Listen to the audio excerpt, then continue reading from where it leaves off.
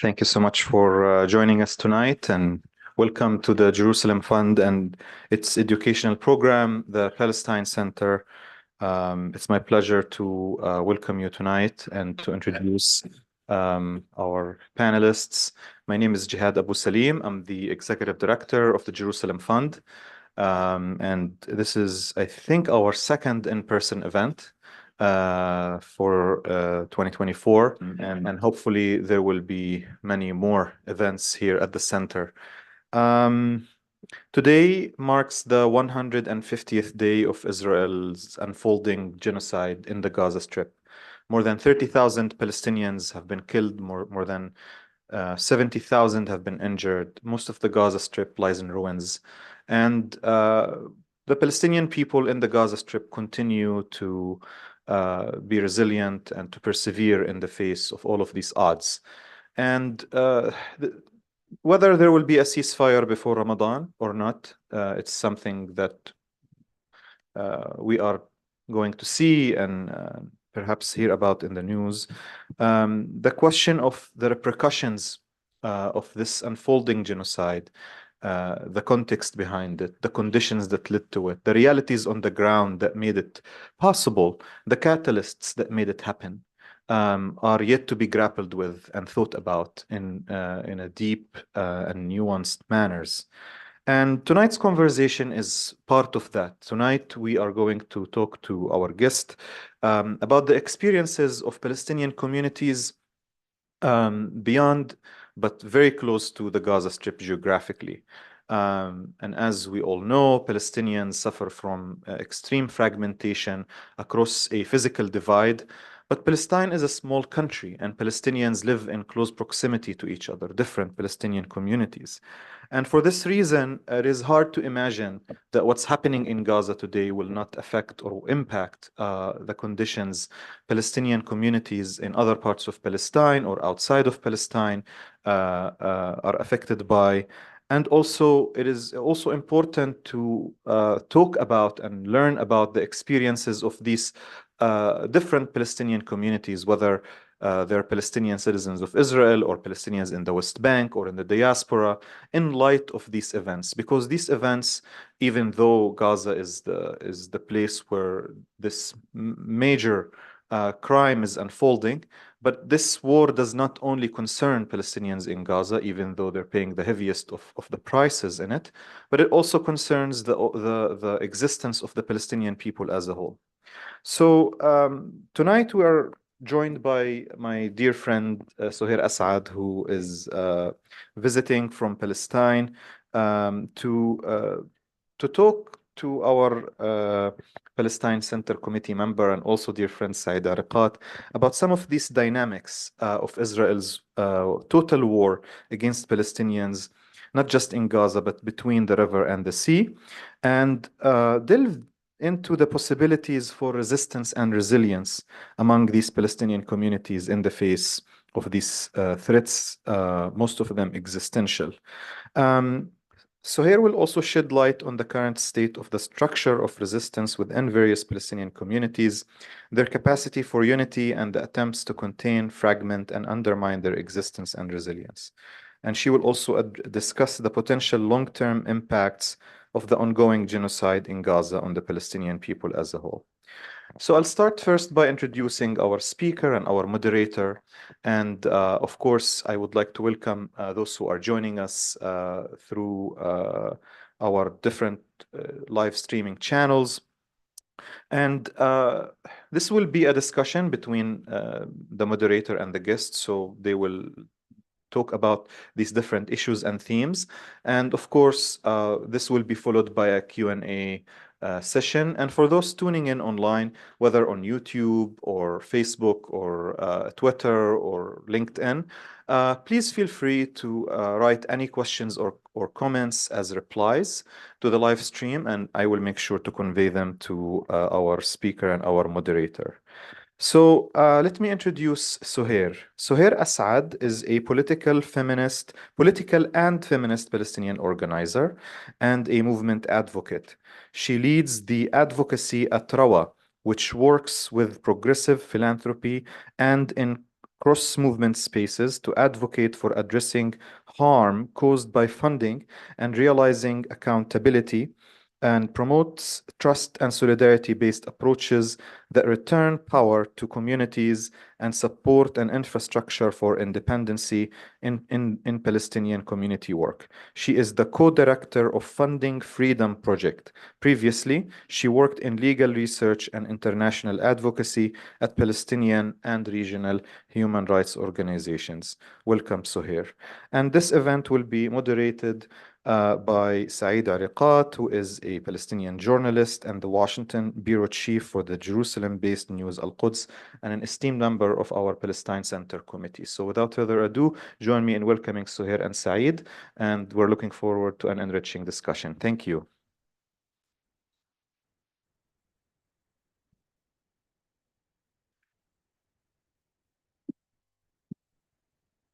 Thank you, Jihad.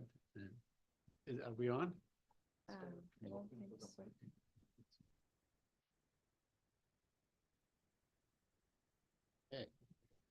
Okay. All right. Yeah. Well, of course, I want to welcome Soheir, and I want to welcome you all. I want to welcome, of course, all those who are watching and listening online to this very important event. I mean, I look at the title, and it's very dramatic unto itself. Total war between the river and the sea, the dynamics of Gaza war and the West Bank within the Green Line, and so on. And I think we are probably headed that way. I mean, now we see this horrific war, a war like none that I have seen. And I've been around for a long time, and I witnessed war firsthand in many a place and so on. I've never seen anything like this. But also, there's a war that is ongoing in the West Bank. I mean, people tend not to focus or not to pay attention to what's going on in the West Bank, but it is war, And I want to ask you, Soheir, of course, I'm going to begin by asking Soheir some questions and so on. And I want to ask you and the rest of the world, why are we dealing with this ongoing war as if history began on October 7th? Why is it? Why this, for us?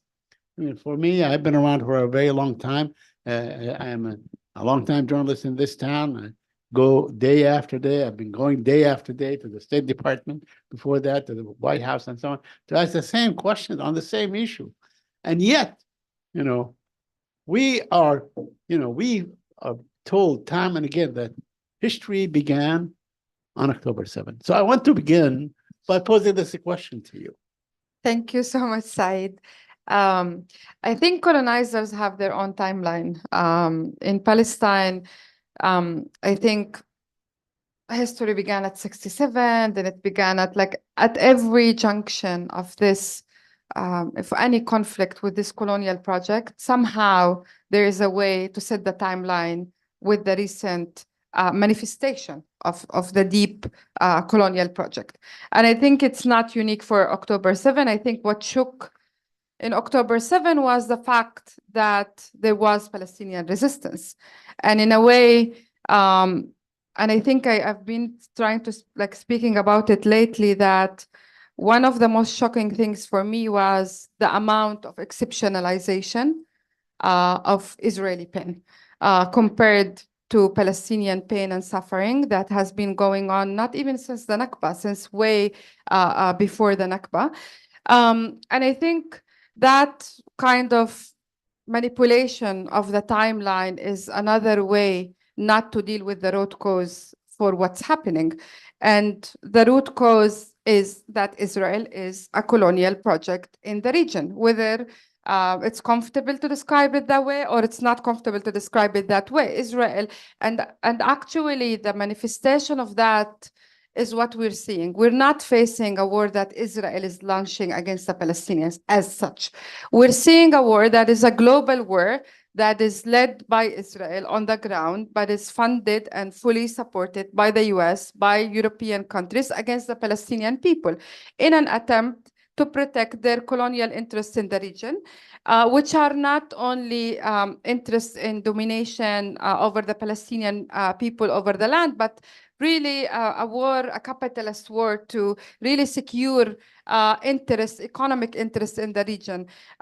So in a way, I think we cannot keep looking at it only as an occupation that has started in 1967 or an escalation after October 7, or even to trace it back to the blockade of Gaza in the 2000s. The way to look at it is at this moment specifically is to go really to the root causes. And I know and we've been speaking before about the fact that the movement now is rallying behind the question of ceasefire, which is important. And it's one of the most, it's important, and it's what people in Gaza want. And therefore, it's for all of us to echo that. But again, I think there is also a danger in that. There is a danger of really capsuling the question around the question of ceasefire. Because in a way, when we do it, we kind of go back to looking at Palestinians as just these passive victims that are killed, that are brutalized, that are dying. And only when they do, they deserve sympathy and they deserve solidarity. While if we take the question and give Palestinians agency and we take it to the root cause, we know that first, if we're going to get a ceasefire, what is going to happen to this movement that is rallying around the question of Palestine? What are we advocating next for, and what is the path for this movement? Or are we going to crumble down after the question of ceasefire is out of the picture? And how are people going to address the question of Palestine from its root causes, I think? Yes, I mean, everything that you said, of course, is in context, and it makes a great deal of sense. I mean, we all saw how the United States, how Europe, Western Europe in particular, I mean, they rose as if, we are at the end of time. Yeah. We are at the end of time. Yeah. They send in their ships. They send in their aircraft carriers. They send in, their commitments, and we're going to do this. And they keep harping, they keep repeating over and over and over again. Their mantra is that we want to make sure that October 7th never happens again. And the one thing that comes to my mind, really, on October 7th, the uniqueness of October 7th, is the fact that the Palestinians were the ones to take initiative. They were the ones to actually, go and be, bold enough, brave enough, had the resources to basically attack Israel and its occupied Palestine, 1948. So how was this? I mean, the event itself, how was it perceived? You being familiar with all this and so on, how was it perceived among the Israelis? Is there anyone, is there any movement that said, we have done a great deal of harm unto the Palestinians, and now we have, the chicken have come home to roost? No. The short answer is no. The long answer is, I think, and thank you for asking this question. I think some of the most significant moments for any Palestinian at this moment, and especially if you're a Palestinian in 48, really witnessing the Israeli debate, witnessing the global debate about what happened in October 7, is this feeling of exceptionalizing Israeli and Jewish pain. And I know it's a very uncomfortable conversation for many, but I think we need to put this on the table. This exceptionalizing of a sort kind of pain, while Palestinian pain is seen as, unfortunate, it happens, it's been happening for so many years. So in a way, And we cannot have this conversation without having a conversation about white supremacy in a way. And I think anyone who lives in this country and is familiar with different questions of white supremacy as a structural issue faced by Black communities, by Latin American communities, by other communities, any conversation about that without looking at the question of the North versus the global South is not going to get us actually to understand this exceptionalizing of that pain. So after October 7, I'm not going to even speak about the Israeli right wing or the Israeli mainstream. You also that we also have the huge war that is really fueled by revenge and by the motivation to colonize the lands of Gaza as part, like, it's not, like, I know people speak a lot about revenge, but I don't think revenge captured it. I think it's part of a colonial project to push people out of Gaza and to solve that issue of Gaza that has been so hard on the Israeli politics. And I think if we want to understand the reaction of Israelis and Israeli left after October 7, we need to go back before October 7.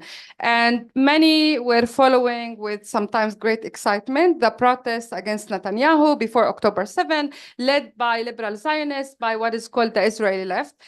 And I think there was a lot of illusions around that. And even Palestinians in 48 were pressured. It's like, why are you not joining the protests? In a very condescending way by Israelis and by, Europeans and Americans. Why are Palestinians not part of this movement that is coming with this promise to reform Israel from the inside?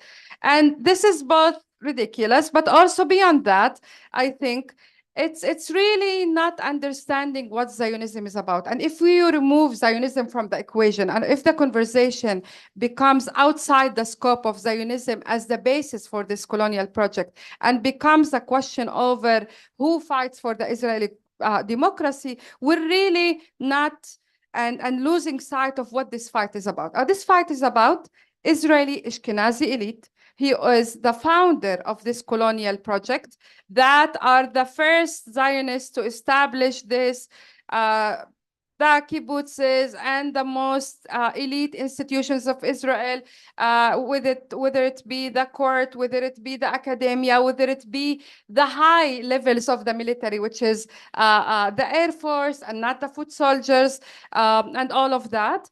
And I think it's that project, the Ashkenazi project, that mainly took the violence of the Nakba and turned it into sophisticated laws and ways of handling violence against Palestinians. So the violence on the ground, the military brutality, will be approved by the same Israeli Supreme Court that Israelis are fighting for now, and that is marked in many places and many academic spheres, including in the US, as the most liberal, revolutionary kind of court, while we know as Palestinians that all this court has ever done is to stamp Israeli policies.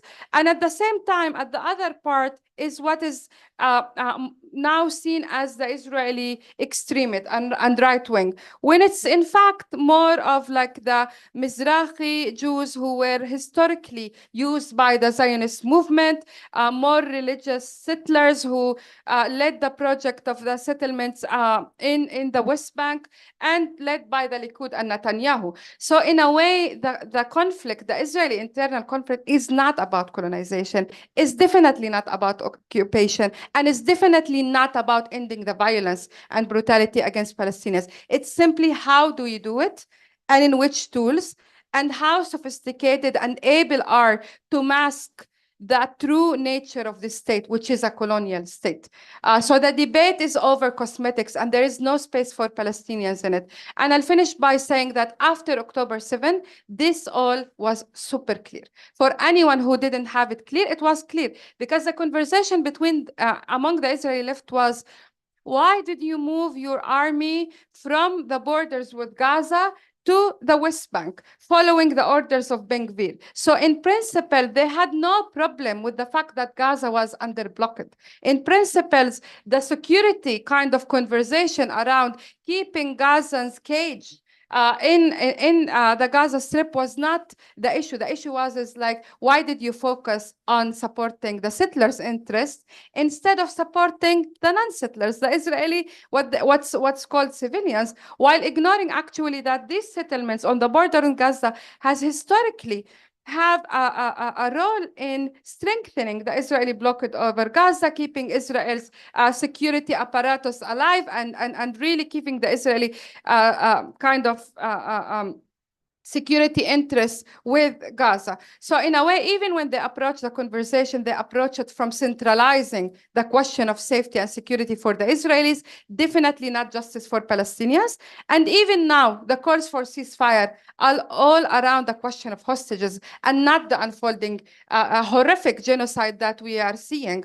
And just to give one example, I think one of the most shocking things for me to watch lately is while the solidarity movement with Palestine is growing in an amazing way, unfortunately, we're still seeing choices by some allies to center some of these Israeli left voices, including one movement that I've seen rallying around the US and Europe called Standing Together, masked as left, progressive left, when in fact, there are liberal Zionists that are telling Palestinians actively to wait patiently and not shock the Israelis with the reality of colonization until Israelis someday wake up alone. So in a way, the whole and fragmenting the Palestinian people by using some Palestinians from 48 as their to be in the front, actually, to undermine Palestinian liberation in a dynamic that we all know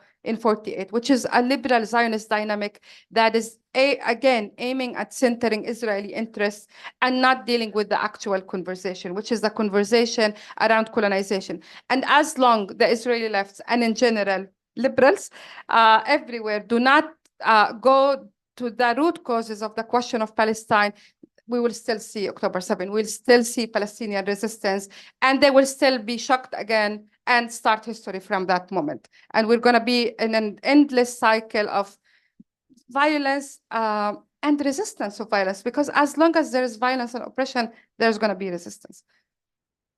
I mean, you call the colonial state, I call it a gangster state. So, but they are one and the same anyway. I wanted to, you mentioned exceptionalism, and I think this is really, it's a very important issue, because it's also, it runs in tandem with American exceptionalism, Western exceptionalism and so on. But in particular, with Israeli exceptionalism, is because if you hold Israel accountable, you have to forego that exceptionalism. And that's exactly what happened with Shirin Abu Akleh. When they killed Shirin Abu Akleh, I mean, in the end, the American investigation and so on came up with a conclusion that the bullet was an Israeli, the soldier that shot the bullet was an Israeli, but the intention was not there. Because if they said the intention was there, then they would have to hold them accountable.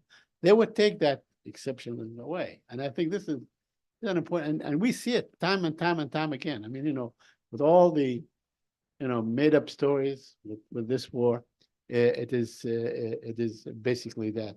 You also mentioned the left. Let me ask you, I mean, for years I have not really felt or saw the Israeli left. I mean, somebody talks about it, it's more like an illusion. Could you explain to us how does it exist? Does it exist in political parties? Does it exist in gatherings? Does it exist in slogans? I mean, you mentioned that they have expected 48 Palestinians to join in the demonstrations, and it was against the Supreme Court. And the Supreme Court in Israel is thoroughly anti-Palestinian, thoroughly anti-Arab. So tell us about this left. I mean, how do they exist? The Israeli left, you mean? Yes. Yeah, so again, I'm not gonna bore you with a lot of details around that left, because I think it depends. We can speak about the Israeli Center, which now we're witnessing this phenomena of some people on the left center that are calling themselves the ones who are awakened from October 7, and coming to this realization that their support for Palestinian rights, even if like fragmented rights, has actually led them to this naivety of not seeing the evil in the Palestinians, which according to their approach and kind of have revealed in October 7. So you have those. And then you have the more liberal Zionists, which are now, and the center, which are both now part of the Israeli government in a way. Like, I think if we look at the Israeli government today leading the war, we can see that all the conflict that was for October 7, in a way, kind of all of them came together when it was time to brutalize Palestinians. So in a way, why would it make any difference for a Palestinian who is dropping the bombs on our heads and who is leading these massacres that we are seeing in Gaza? Now, in that sense, all of the differences kind of dissolve when it's related to Palestine.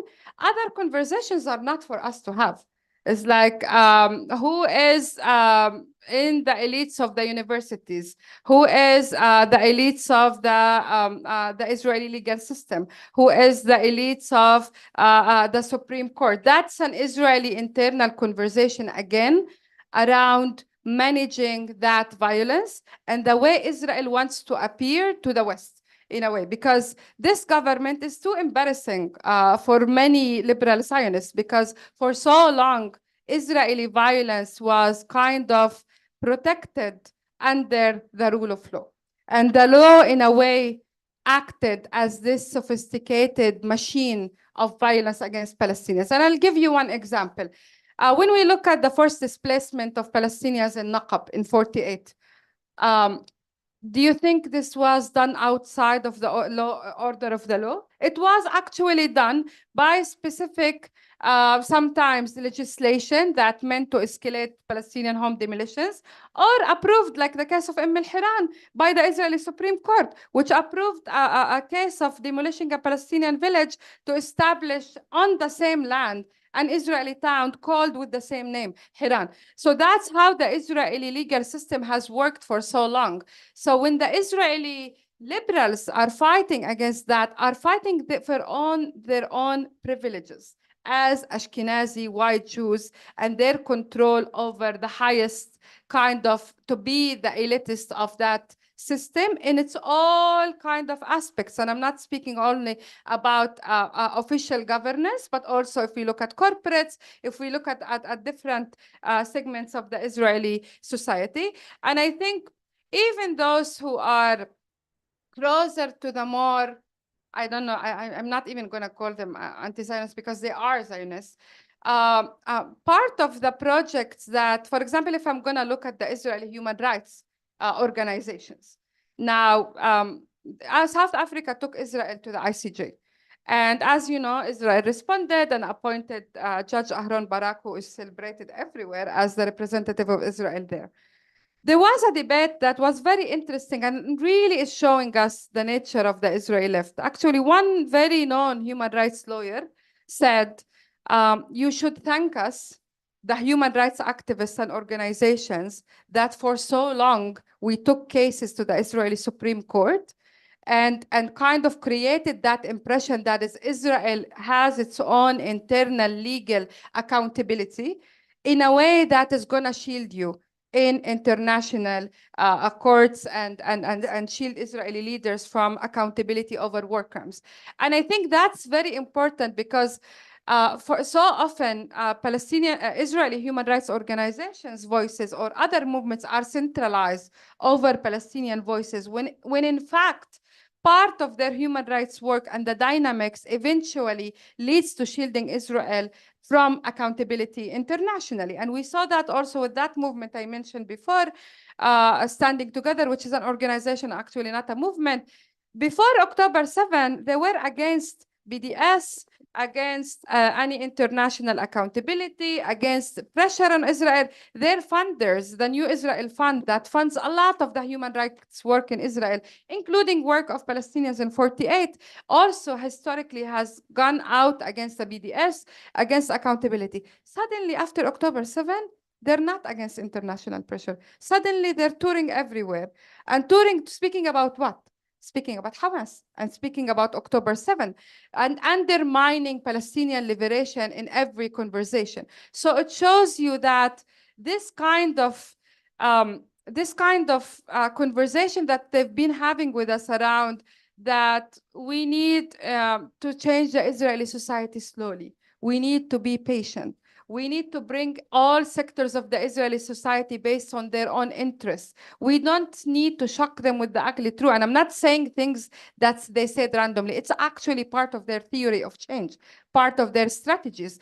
They were lies because they were aimed at shielding Israelis from their own crimes, from their involvement in the colonial project.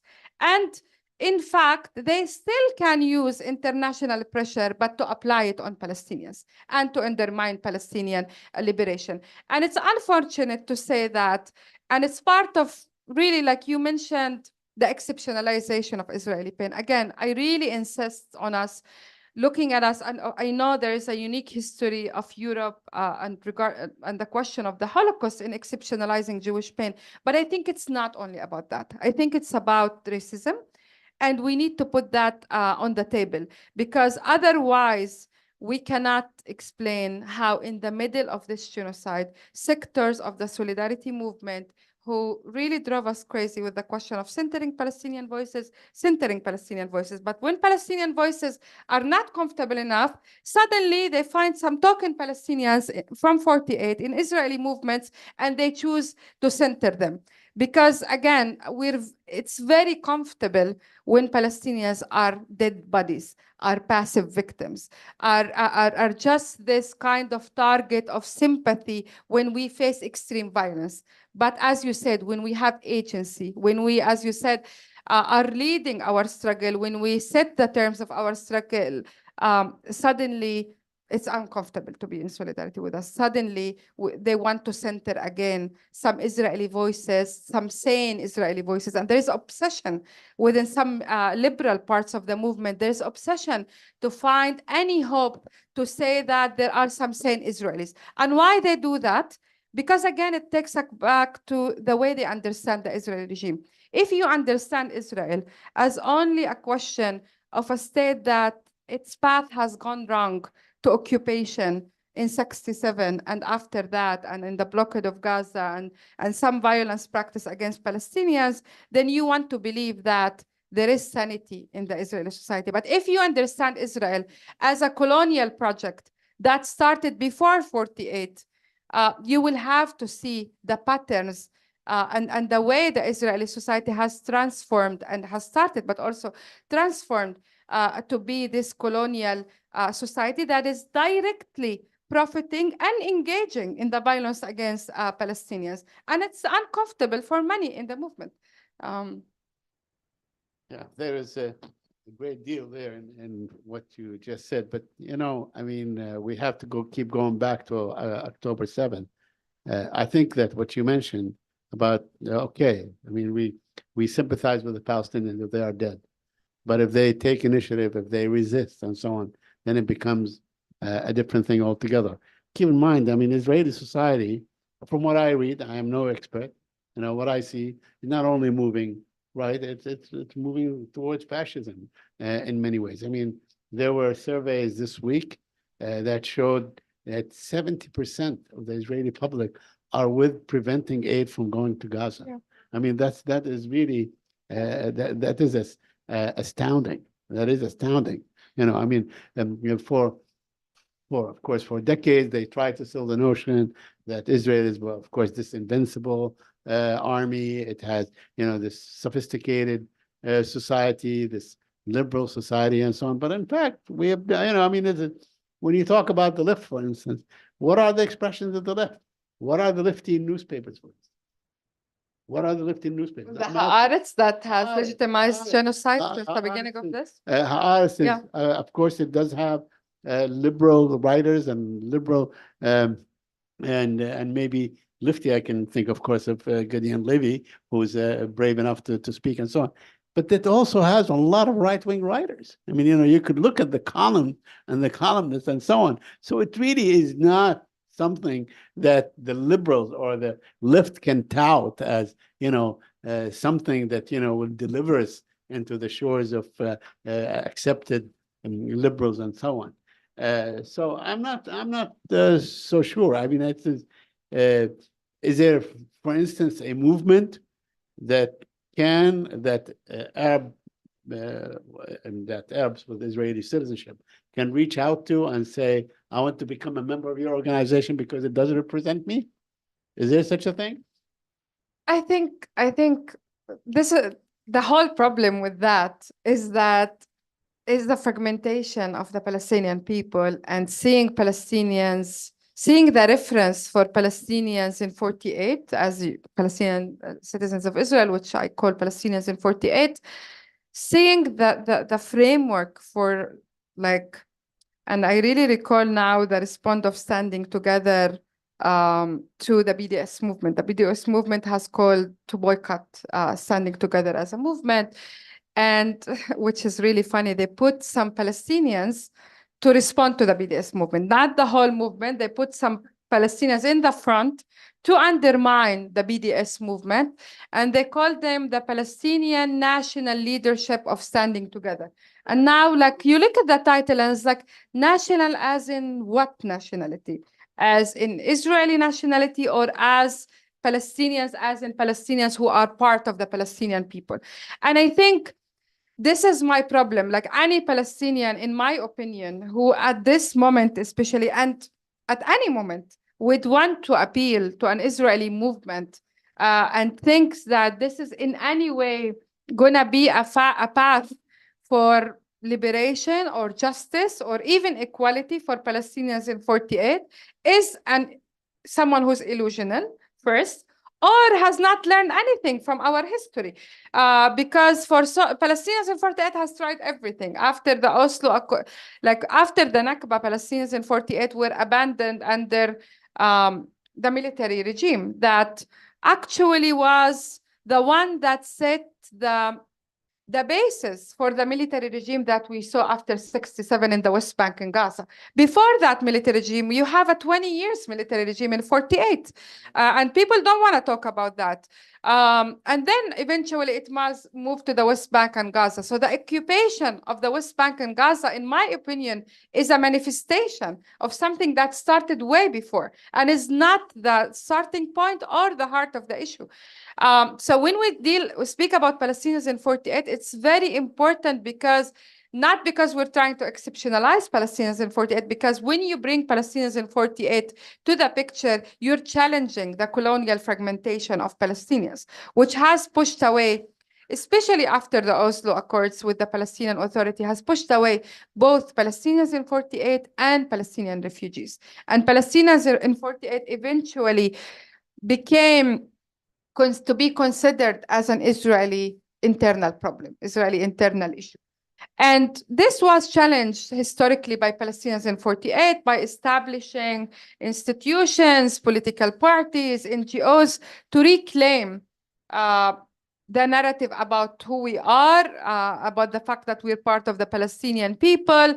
But even that narrative was so long contained by the question of citizenship, the myth of Israeli citizenship, and was still looked at as Palestinians in 48 were still looked at as this minority, as if we're speaking about any, I don't know, racial or any minority in a normal state, but not as part of the Palestinian people who has been fragmented and granted this citizenship, which is, again, is a myth.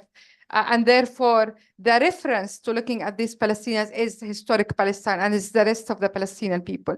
So even these projects of Palestinians that aimed to resist that kind of Israelization, that the process of Israelization that was happening through education system, through many tools of control, surveillance. I'm not going to really go deep. It's really a complex and long topic. Even that at the end was contained with the framework of a minority within a state. And the question of occupation is something to set aside. It's something that is different. So you can solve the Palestinian question by ending only the occupation of 67, but really not recognizing that the Palestinian question cannot be solved without dismantling the roots of it, which is the Zionist project. So I think, and that really showed during May 2021, because at that moment, Palestinian political parties, and I'm really not gonna, over the years became slowly irrelevant to the Palestinian community in 48. And they became irrelevant due to different things which are not unique to 48, to be honest. This is part of a global phenomena, but also in Palestine, where there was this kind of a gap between the political elites and the rest of the Palestinians. And in my opinion, it's due to really also ignoring questions of class within our community, because the reference for questions of class has been so long in 48 is like comparing the situation of Palestinians to this situation of Israelis. But we've never looked at how the integration of some parts of middle upper class in 48, including political and economic elite, their integration in the Israeli system, political system, regardless if they're in the center of it or in its margins, in a way, there was a process in that direction, has created a different class gap between this elite and between the rest of the Palestinians. And it really showed that a lot of the politics of these political parties over the years became very electoral, became around the question of elections to the Knesset, and less about organizing the Palestinian community as it used to be, as organizing women and youth and different sectors of the community, unionizing and really looking at the infrastructure for liberation, abandoning that for the sake of an electoral project. Now, in May 2021, in the uprising, this was very clear.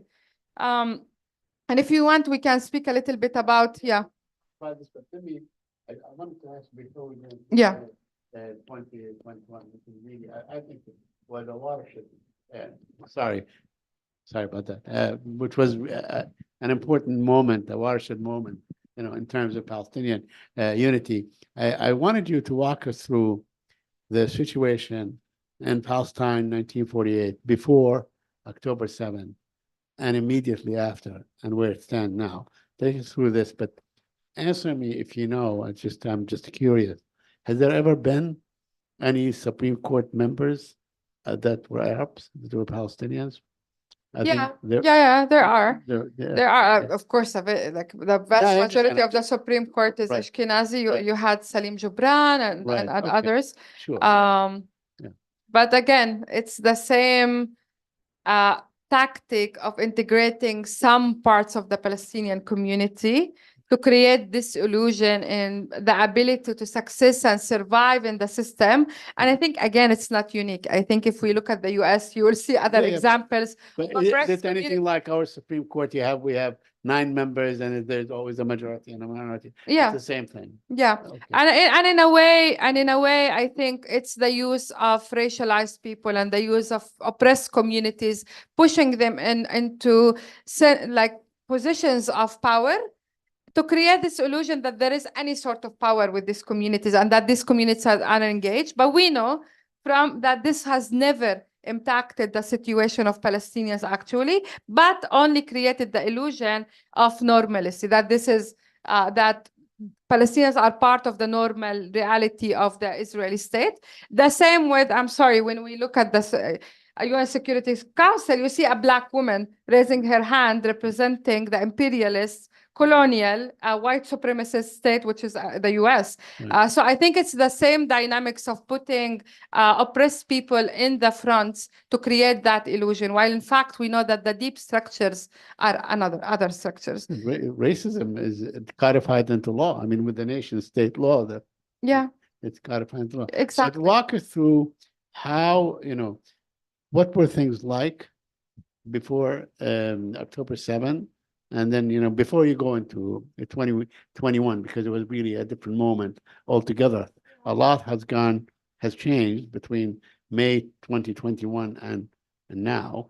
But walk through how, what were the dynamics, the political dynamics for a Palestinian citizen of Israel before that and immediately after that? So as I was saying before, over the time, and really, like, I wish we had time to explore more. As I said before, the political projects in 48 within it, political parties or other forms of organizing among Palestinians has been weakened over the years and became gradually to be more and more irrelevant, especially to a new generation that was growing in 48 that started to understand and to recognize its connection to the rest of the Palestinian people and not consider that connection to be simply cultural. Because part of the Palestinian leadership, and I'll name one like Ayman Audi, for example, when he started to be really one of the main faces of that leadership, in his opinion, our relationship to the rest of the Palestinian people is cultural, while the political sphere that we operate in, where we see our aspirations, where we struggle, is inside the Israeli state. So in a way, turning the question of Palestinians in 48 as another marginalized community within the kind of context of the Israeli society. Now, it's a scale. You have other political parties who insisted on the question of that we're not part of the Israeli society, we belong to the Palestinian people, more of like a national kind of framework to understanding, challenging the Jewish nature of the state, advocating for a state for all of its citizens. But again, even these projects, in a way, were all revolving around the idea of a minority within a state, and not really looking and challenging the questions of fragmentations deeply, not as in a romantic way. We are part of the Palestinian people, in a political way. What does it mean actually to challenge the fragmentation of the Palestinian people? Now, that, in addition to the question of class, which I mentioned before, has gradually made this elite very irrelevant to the pain, to the suffering of the Palestinian community. And one of the main challenges were the internal violence over the last years. I don't know if you were following. There is a huge crisis of internal violence and gang violence inside the Palestinian community, which is fueled by Israeli weapons, which is fueled by impunity that Israel is basically impunity policy that Israel is leading, because it is profiting from that internal crime. It's profiting of the lords of this internal crime. Has this been impacted by October 7? I mean, the level of crime and so on? For a small period because of the amount of policing, but recently it's just gone full on. The thing that actually it was impacted by is way before October 7, is actually protests that happened inside the Palestinian community, because our leadership, parts of it, has advocated for more policing in our community, which is, we're in the US, we know what policing has done to Black communities with the question of crime. And many in my generation, which are more radical voices, like, you cannot invite the police to our community. You cannot invite the Israeli police to our community, because the only thing that we will say is more surveillance, more political oppression, while the crime flourishes. And this is what happened. For years, Palestinians have been killed by Israeli weapons that we pointed at each other, fueled by this policy of impunity, and especially Palestinian women and others who were really impacted by this. And the only time it actually stopped is when we had political agency. And I'll give an example of the protests of one city that is called al-Fahim, one of the most important cities in 48, which has witnessed months before the Unity Uprising, leading to the Unity Uprising in May 2021, protests. And this was the only time when crime actually stopped, which really shows how the question of internal conflict and crime is really linked to the lack of political project, to the lack of agency within our community and leadership, and to the question of ignoring class factors and other factors when we speak about our political project, and not seeing the daily suffering with poverty, with crime, as part of the way we approach politics and we think about it in that level. Now, May 2021 came at this kind of context. context of irrelevance of the political leadership, immense desperation among our community. Now, when I say crime, it's horrific. It's impacting the safety of every person. Like if you watch the news every day, there are shootings, killings, people is injured. It was a serious, real issue leading to the Unity Uprising. Now, the Unity Uprising came at that moment, and it was a shock. It was a huge shock to Israel and to some of our leadership, because it really actually reminds me of the Second Intifada of October 2000, when Palestinians in 48 joined the protest and the popular mobilization across all Palestine. Then 13 Palestinian young men were murdered. And after that, Israel established this investigation committee, which kind of concluded that Palestinians joined the struggle because of social, economic, and inequality. And tried really to minimize and really take away the context of they are part of the Palestinian people. And that's the main reason when Palestinians were in the streets in the Second Intifada. And unfortunately, our leadership has contributed to that, because since then, the memory of October 2000 is memorized as a separate event from the Second Intifada, adding more to the fragmentation of the Palestinian people and to why this has happened. Now, in May 2021, it was another big surprise. And if you look, it's almost 20 years between these events. And it was a major surprise because Palestinians took the street in ways that I've never witnessed in my life. In the most marginalized communities of 48, the most marginalized neighborhoods in Palestinian cities, the most marginalized villages and towns.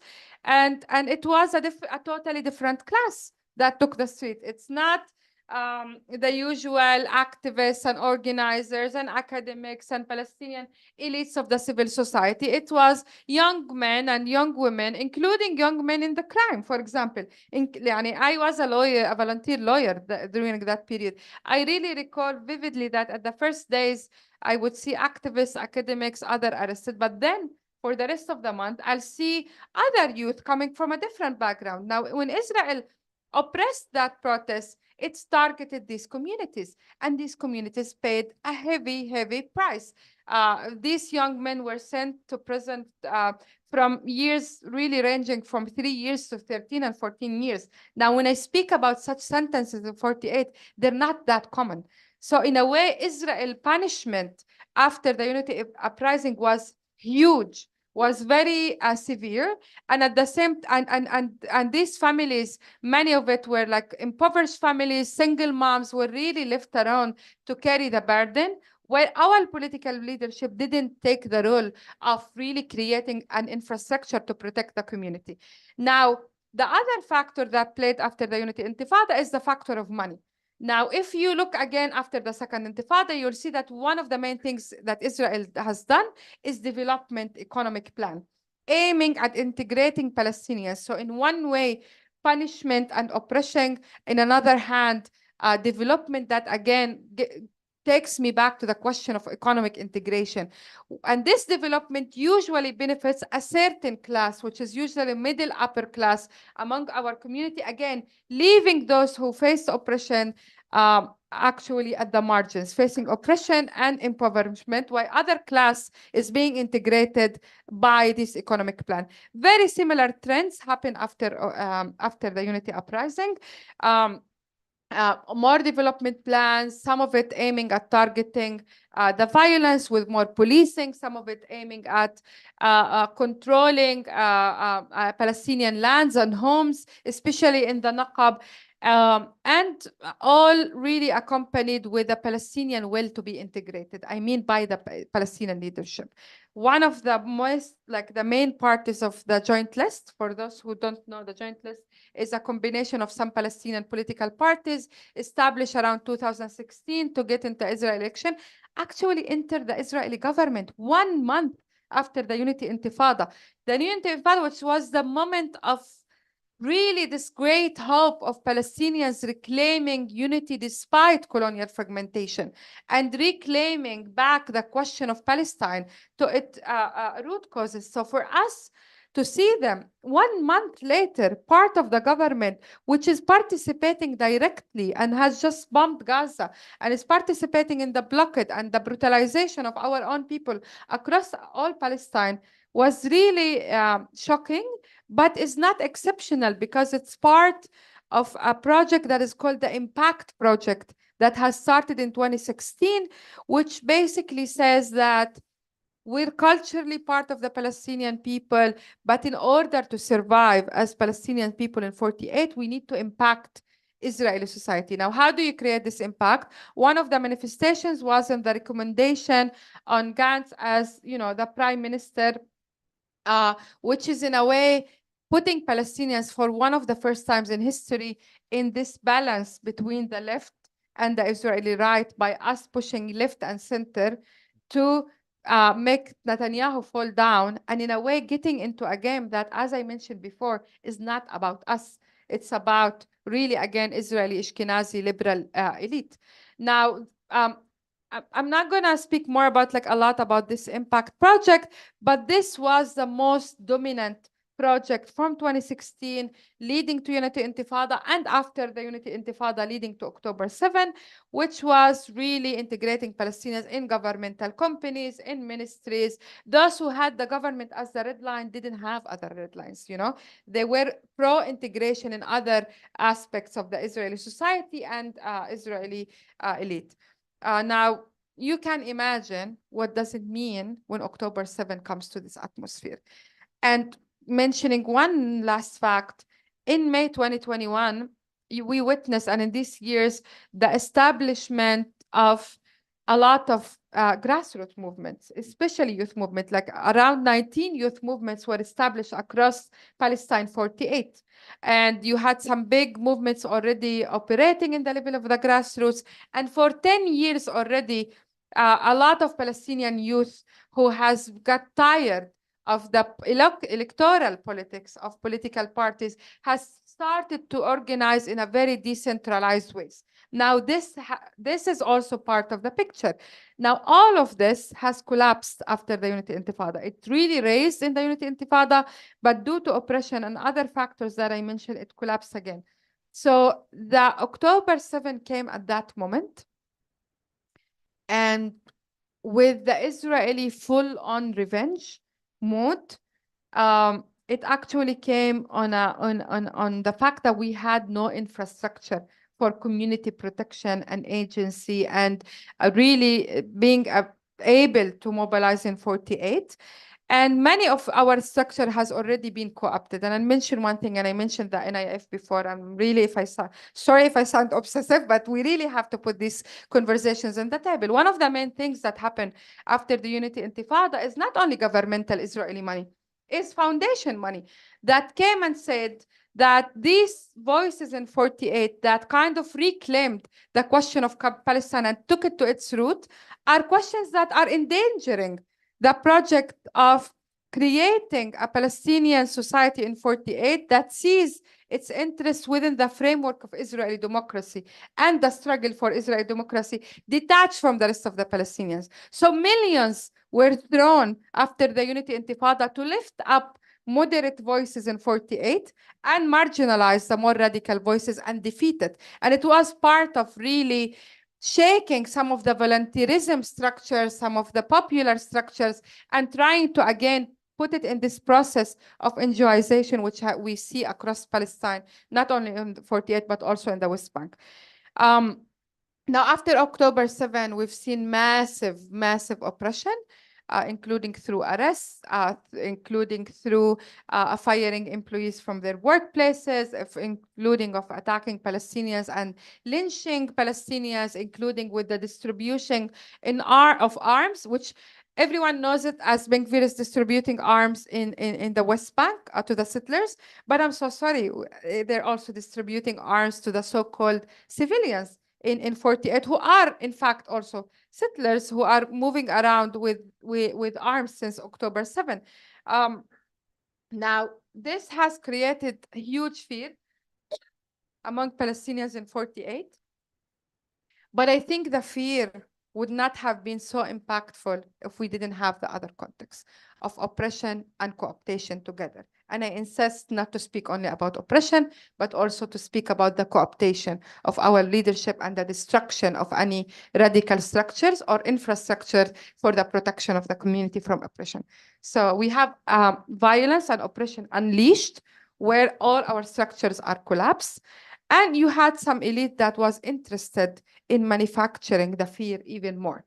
Because again, I know that the nature of Operation after October 7 was way more extreme than other things that we witnessed before. But just 2 years ago, we've witnessed the arrest of around 2,500 Palestinians, which the numbers now are nothing compared to that. We're speaking about tens of people being arrested now. So why, despite this gap, we're seeing that effectiveness on silencing Palestinians in 48? I wanted to ask you, of course, you talked very eloquently about, May 2021. Is that like an isolated incident? Is that something that, or does it have somehow a life, ongoing life? Is it a living thing? It goes through ebb and flow? Yeah. I speak about it very well because it was one of the most hopeful moments in my generation's lifetime, I think. I don't think it's an isolated event, because if we look back at the history of Palestinians in 48, there were many points of time where Palestinians actually took the streets and were part of the popular resistance in all historic Palestine. Speaking about the Second Intifada, which I spoke about, Land Day, which actually originated in 48, and other historic event. Exactly, it's March. Exactly. Now, the question is that this is not the exception in the consciousness and hearts and aspirations of every Palestinian. This is not the exception.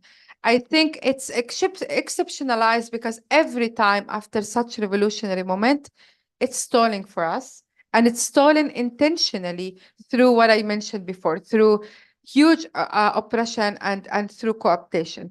Now, in order not to make it exceptional, we need to think as Palestinians and to reflect on why is it that every 20 years, for example, there is this revolutionary, huge, popular mobilization moment, and then eventually it collapses back again deeply, and we sink again in this despair that we've seen after May 2021, before October 7, and we're seeing now after October 7, despite the fact that we're witnessing a genocide. I've never recalled a moment of history in 48 where something that big, which I don't recall something that big happened, and we were in our houses, not through the different Gaza wars, not through the Lebanon war, not through any other war in history. And I think this is due to the weakness of our infrastructure. I think liberation moments cannot be sustained without slowly building framework that we Palestinians know very well of how to keep our community, how to protect our community, how to keep the moment going, how to ensure that when it happens, we're not left alone, and people, especially the most oppressed and marginalized, were not left alone with the oppression. And we have a lot of lessons to learn from Palestinian history, from our resilience and the way we create this mutual aid networks. If we look back at the experience of the first Intifada and the second Intifada, and if we look at Gaza now, I think Gaza is a great example that we need to be humble and look at the fact that what happens when you have a blockade and Israel is controlling every aspect of the lives of people in Gaza, but there's something on the margin of that blockade that happened that allowed for different type and mode of organizing and creating networks away from the processes that happened in the West Bank and 48. And I really want to name the transformation of liberation infrastructure into NGOs, into professionalization, into really eradicating the question of volunteerism in our community, into really centering new liberal values, individualistic values, and really killing this kind of any mutual aid frameworks that we used to have. And in that, I don't think I can accuse only oppression and only, I also accuse progressive funders who has been channeling money to Palestine, not only bilateral funding by states, which we always know its purpose was like the money of aid and development. We always knew that its purpose is political subordination. But I think even more liberal and progressive funders has played a huge role in shifting some of our liberation structures into NGOs, and in a way undermining popular structures that actually worked in this revolutionary moment. And why they don't work anymore? Because also we saw how these funders reacted after October 7th. We saw how institutions like Rosa Luxemburg, which is, this kind of trademark of the left, started to punish Palestinian organization and to threaten a progressive institution across the region, not only in Palestine. So we saw the most stark manifestation of this dynamic of funders and money and then punishment, and really the way it transformed some of our liberatory structures. So I think in order not to make it exceptional, we need to make this moment a moment that changes everything forever.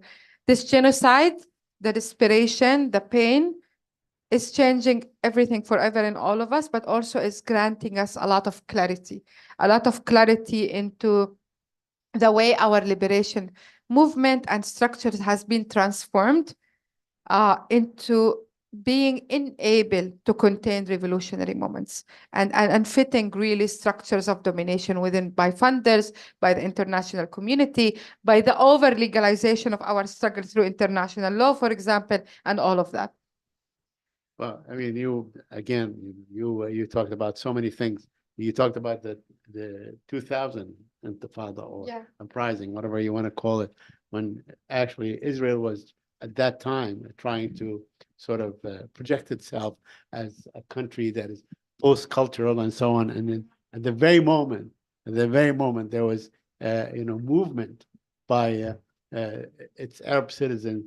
They killed 13 people, in a moment. So that shows you where that is. I want to ask you about, there are so many things that I want to talk about, but we want to leave room for other people to ask. But I wanted to ask you about the current status of the human rights organizations in Israel. I'm a little bit leery of NGOs and especially Western NGOs functioning in our society and so on. I wanted to ask you about the human rights work. Human rights, yes. I come from the human rights world. I'm originally an activist. I somehow convinced myself that human rights work in any way can be liberatory.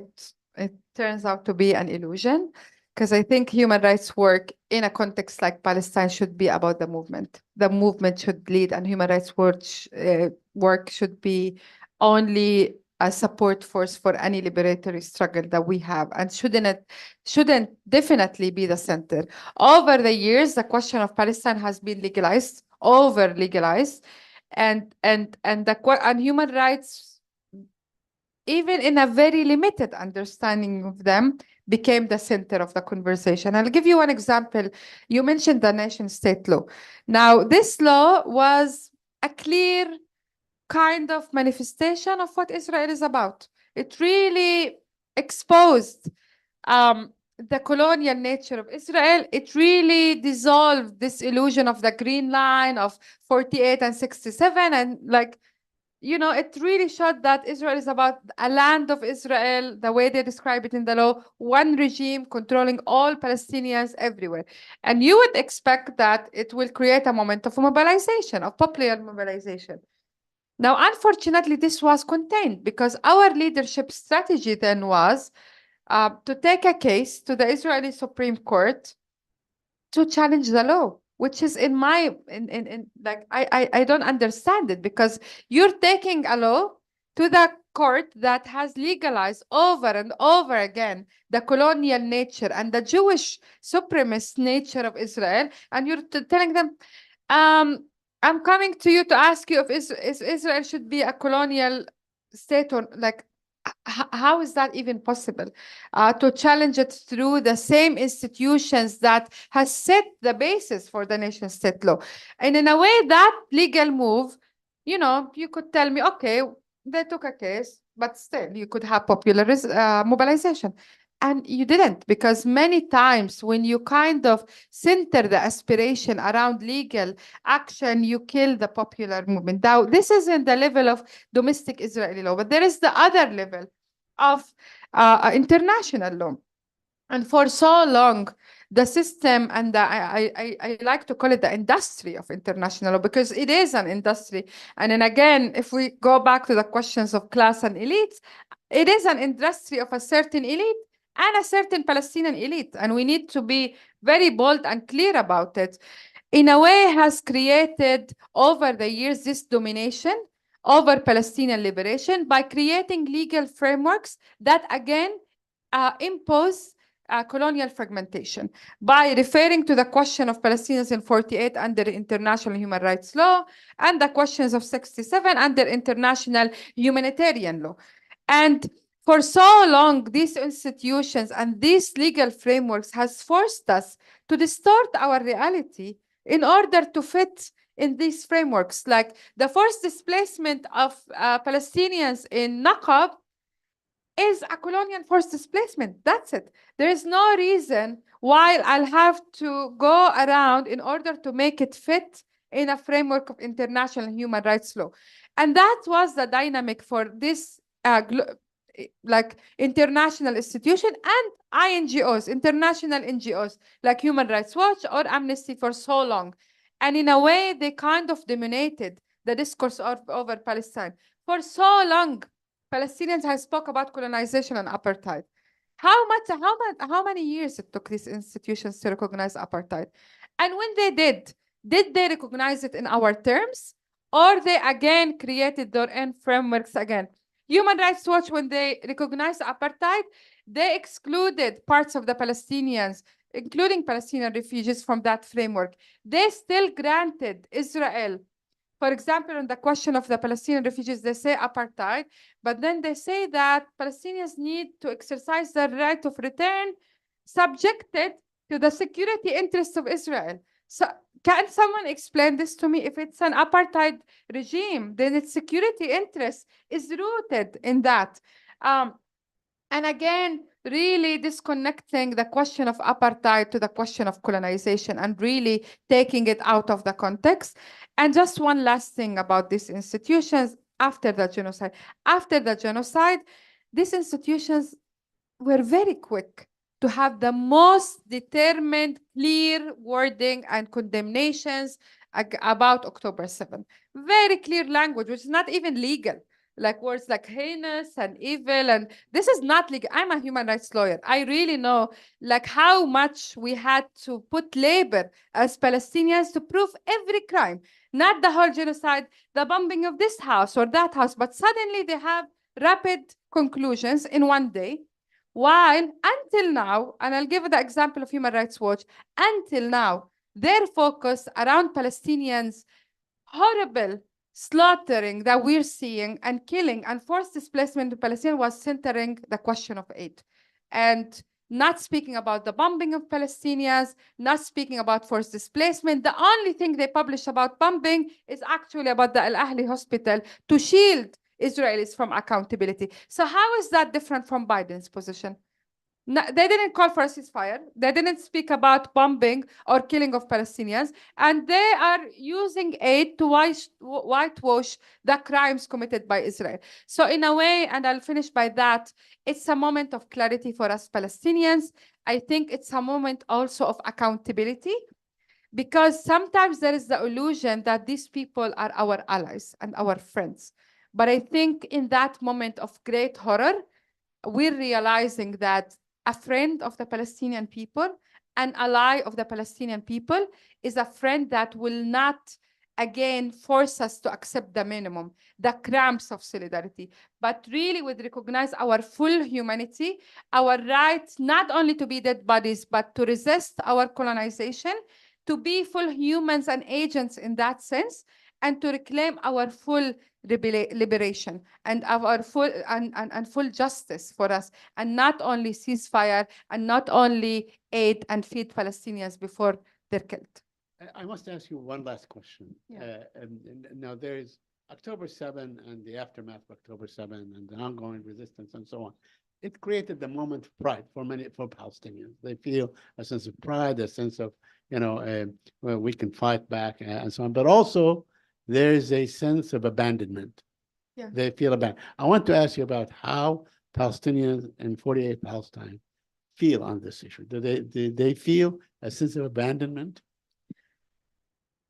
Now there's different dynamics across Palestine, and I've been having a conversation with Jihad about the question of guilt, because colonial fragmentation and the fact that Gaza is paying the price for all of us, while we're seeing, of course, brutal violence, as you said, a huge violence in the West Bank, which is really overshadowed and not looked at. And we're seeing oppression in 48, but again, nothing compared to Gaza. So first of all, there is this dynamics of guilt, which it should not be an emotional dynamics around guilt. It should really go to the roots of understanding colonial fragmentation and how it evolved and the way it's impacting us today. But in general, yes, Palestinians feel abandonment in the sense of like, for many years, we've been attacked on every front. Globally, we're not allowed to practice BDS. BDS has been fought everywhere. We're not allowed to take legal measures and hold Israelis accountable. We're not allowed to protest. We're not allowed to speak. So, and suddenly Palestinians resist, and then everyone is shocked again for why did we reach to that? So the world that has watched us for many years crumble in that suffering of colonial violence suddenly is extremely shocked of the oppressed exercising the right to resist that violence, to refuse to die. And we've been dying for many years, and definitely in 2023, if you witnessed that, like the huge amount of violence that we saw not only in Gaza but also in the West Bank before October 7, which really was not looked at. So there is that sense that whenever Palestinians resisted the huge reaction that we saw globally, the huge punishment, the devaluing of Palestinian life, where the exceptionalizing of Israeli life has led Palestinians again to feel not only abandoned, because I don't think any Palestinian was ever counting on any countries to come to our aid. Like I grew up in, like human rights law, international law is a joke in Palestine. If you say that anyone will come to our aid, it's also a joke in Palestine. I think there is no illusion.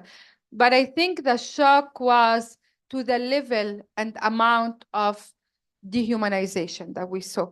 And dehumanization in every aspect, and not only the governments, the academia, the media, really like the conversation about Palestinian kids dead. I was looking the other day at like someone who tried to look at US media and the way they address children. They wouldn't even recognize that our children are children. It's that deep level of dehumanization. But I think as with this despair, and it's not a shock, but this clarity about the level of racism and dehumanization, I think it created other opportunities. I think Gaza and Gaza has shaking the human consciousness, not only vis-a-vis the question of Palestine, but has really revealed the structures of power, imperialism, and colonialism globally. So Gaza, in a way, is paying the price for all of us and is making all of us a favor, and not only Palestinians, all oppressed people globally, really exposing the nature of this allyship between Europe and the US and the global North, and the way it became monstrous whenever their interest is threatened even a little bit. And we see how they're attacking the Houthis for shipments while allowing a genocide to go on. Like we're seeing this double standard, this huge hypocrisy, this huge white supremacy and racialized capitalism, because the economic interests are not kind of disconnected from the questions of race and the questions of colonialism. And we'll see it full on action. And on the other side, we're seeing an amazing global movement. And we need really not to look only at the disappointment, but the work that Palestinians has been doing, and it's not happening as a coincidence. There was a huge work of cross-movement work, really linking Palestine to other structures and other struggles, like the Black struggle in the US, the indigenous struggle, other forms of struggle in different contexts that we see its fruits now. They tried to make Palestine exceptional outside of the conversation of international struggles and different movement struggles. And a lot of Palestinian work over the years had made some of our allies really take the street in this massive kind of way for Palestinian lives. But I think not only for Palestinian lives, I think it's awakening. It's awakening, and it's a mobilization for every oppressed community, for everyone in the global south. And again, Gaza is not only fighting for the Palestinian liberation, it's fighting for every oppressed globally. And I just want to finish with this great hope. Again, we need to be careful, because this is such a revolutionary moment of really realizing our potential and realizing the oppression structure. And we cannot diminish all of us just to ceasefire and ending the genocide now. We need to insist and make sure that anyone who joins the solidarity movement for Palestine joins it as a liberation struggle against colonialism, against imperialism, and against racialized capitalism, and joins it on our terms and the way we describe our reality as Palestinians, our strategies, and the way we choose to fight our fight. And whoever this is not fitting for him, then it's not fitting for us too, because we're done. After this death and suffering and pain, I don't think there is no way back to accepting cramps. There is no way back to accepting really the minimum. There is no minimum in justice. There is no minimum in liberation. Yes. Gaza has pulled down the mask. أسقط القناع. Thank you very much. We'll take some questions if you have. This was such an amazing presentation. Thank you, Saeed. Thank you so much. Yes, thank you so much for that really great presentation. I don't want to ask you to get into the one state, two state issue, but I want to say it in the context of being in the US, and if we say we support the gas movement, we support movement to stop US funding for the Israeli state. We try to show AIPAC as being such dirty money and shaming members of Congress about taking that money. But where are we going? And what are the things that, when you say full liberation, where is it going, and how would that inform the kinds of things that we should be moving towards as we continue to support the Palestinians? Do you want to take more questions, maybe?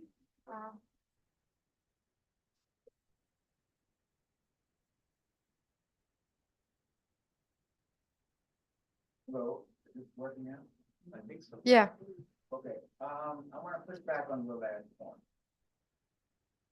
Some of us have been doing international solidarity work for decades. Mm-hmm. Some of us fought Vietnam, we fought in Southern Africa. So I want to say that solidarity is super key. Yeah.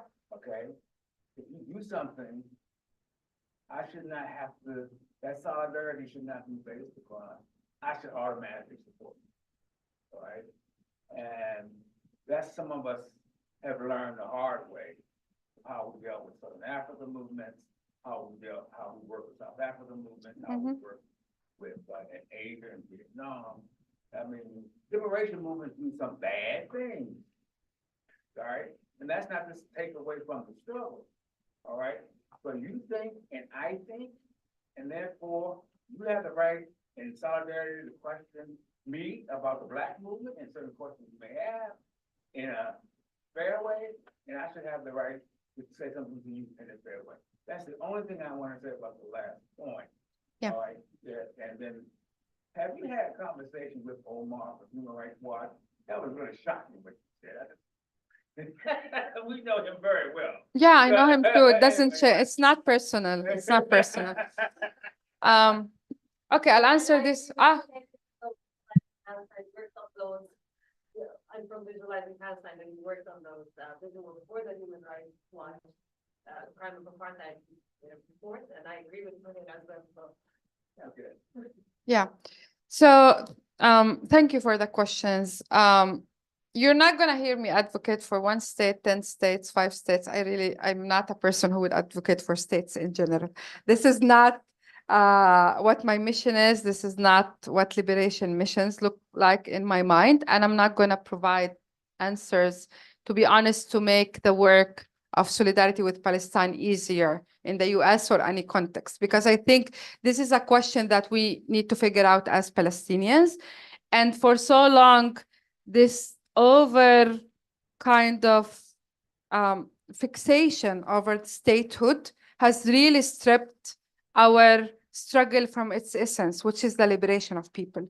And we saw how this kind of conversation about statehood has led to the Oslo Accords, and later recognizing the Palestinian state, half member, full member, I don't know what, and then really reinstating the power of the Palestinian Authority, which in my mind is functioning only as a collaborator with the Israeli occupation, and more really pushing the oppression of the Palestinian people.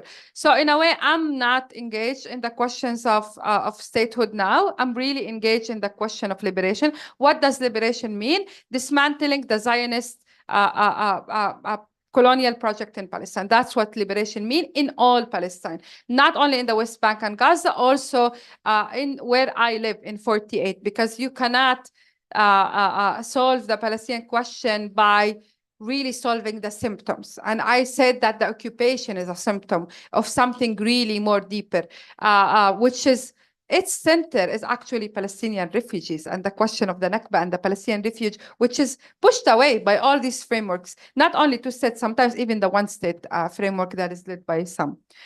Solidarity is a two-way, yes, but I don't think solidarity is a two-way practice, as in people get to dictate to the oppressed the way they feel their reality, the way they look at it, and what their strategies are. I don't think it's my place at all to dictate or have an opinion in the Black liberation struggle in the United States or anywhere.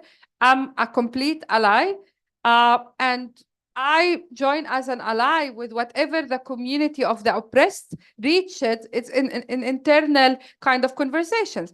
Now, when we say solidarity is two ways, we're assuming that the oppressed is a lump of people, and we know it's not. If we look at the Palestinian community is not a lump. You have capitalist Palestinians who would love to see a very partial liberation that secures their interests in Palestine. And we see those. And they claim to represent the liberation of Palestine. You have the PA that claims to also represent some sort of Palestinian struggle. You have Islamic movements in Palestine. You have left. You have a left that is the dusty left from the Cold War. And you have left that is a progressive left. You have like a big variety in the Palestinian community. And this is eventually what is going to dictate, or like if these processes of conversation among those and struggles and clashes internally is going to eventually be the process that decides what our liberation looks like. Or it's also might be just a process that is continuous process of clashes and really struggles inside our community, but it's for us to decide. So I will still disagree, because I think I expect myself to give my full material solidarity to any oppressed communities everywhere, but I don't think at all is my place, for example, to come and engage of the way to tell the Black community here, no, I think abolishing the police is too much. Maybe you should go for the reform. It's not my place. And definitely, especially when there are power relations in the movement. And many of our allies are sometimes, and many of the institutions you refer to, I'm so sorry, they're white institutions or allies who have had privileges in a way that they cannot disconnect it from our oppression. And for the last question about Human Rights Watch, I know, Omar, I don't think it's personal. I have a problem with Human Rights Watch, not only in Palestine. I think it's one of the manifestations of liberal institutions globally that approach the question of human rights human rights in a way that is condescending, that is really not centering the local struggles globally in many of the countries where it works, including in Africa, in the Middle East, and in other places. And in a way, really the way it's been acting in Palestine on the question of apartheid, but recently more on the question of the genocide has been, in my opinion, legitimizing the Israeli genocide, not less. When you are speaking only against aid, about aid, and not speaking at all about the Israeli bombing, or if you speak about it, you speak about this exceptional case or that exceptional case that you analyze without recognizing the pattern of a genocide, and not even speaking about apartheid. They think that apartheid is irrelevant to what happened after October 7. Their own framework, they pushed it away. Because as Said said, after October 7, history started and everything shifted. So if in that moment you cannot uphold to your principles and you cannot uphold to your mission of centering the victims, centering those who face oppression, then you're failing your mission. And I really don't care like how, and this is what I was speaking about, social class. I should be really careful because this is my job, this is the circus I'm in, but I think it's this moment of clarity that should allow us to open the conversation about accountability despite any sector's relationship. And I want to ask them, why are some of their board members invested in arms trade? I think that's a question that they have to reckon with, the way some universities in the US have to reckon with, some of the most progressive academia and some other circles. So I think this genocide moment is giving some of us a lot of this feeling that we can be as brave and as bold on defending our own people. Because after we've witnessed, I don't think there's any way back to really, again, the minimum and the crimes.